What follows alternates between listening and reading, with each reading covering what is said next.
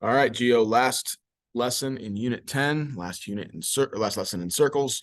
And it is a quick one, and it is, for most people, an easier one. So we're going to write the equation of a circle and put it and graph it.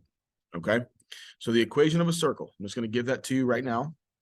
The formula is x minus h squared plus y minus k squared equals r squared. You might be like, that doesn't look easy. Okay, let me explain what these things are.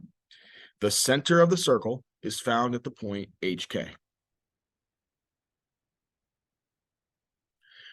Okay, so H and K just represent the center. You're going to be given the center a lot of times, either as a point or on a graph.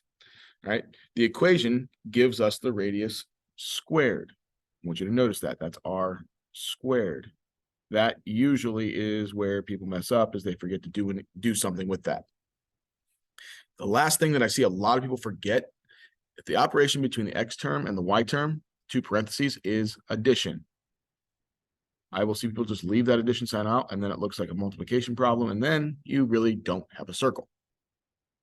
Okay, so some basics there with the equation. Now let's go practice it.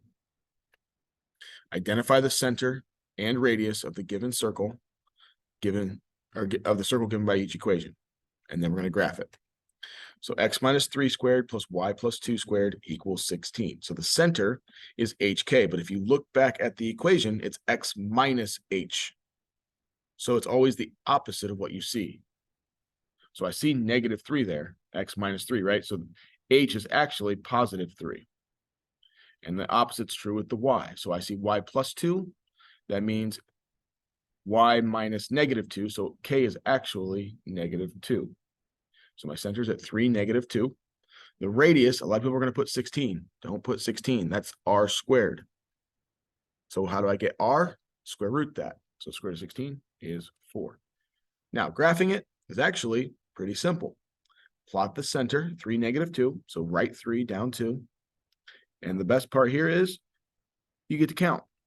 Go 4 up, down, left, and right. So up 4, 1, 2, 3, 4, put a point. Right 4, 1, 2, 3, 4, put a point.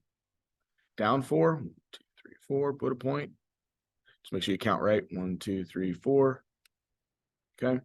And you see you have the center, which you don't draw on the center, but you just go around the outside here. And there's your circle. Okay. Next one, center. H is -1. Y, there's nothing attached to y. So what number is that? 0.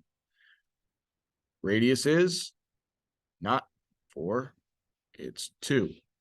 So -1, 0 is right here. That's the center. And I'm going to count up 2, right 2, down 2, left 2. Connect the dots, and there's your circle. All right. So that's graphing and identifying. Last one here, and you're going to do some of this, or last couple here, writing the equation. And this time I'm giving you certain things. This one shouldn't be too difficult. You want the center, which I gave it to you. And you want the radius. Radius, I gave you the diameter is 12. So what's the radius? Well, you catch that by now. It's 6. So now I can basically just go to the answer. X minus 5 squared plus, don't forget the plus, y minus -8. Well, what's minus -8? It's +8 squared equals, and then I take my radius and I square it. Don't just put 6. 6 squared is 36. And there's your equation.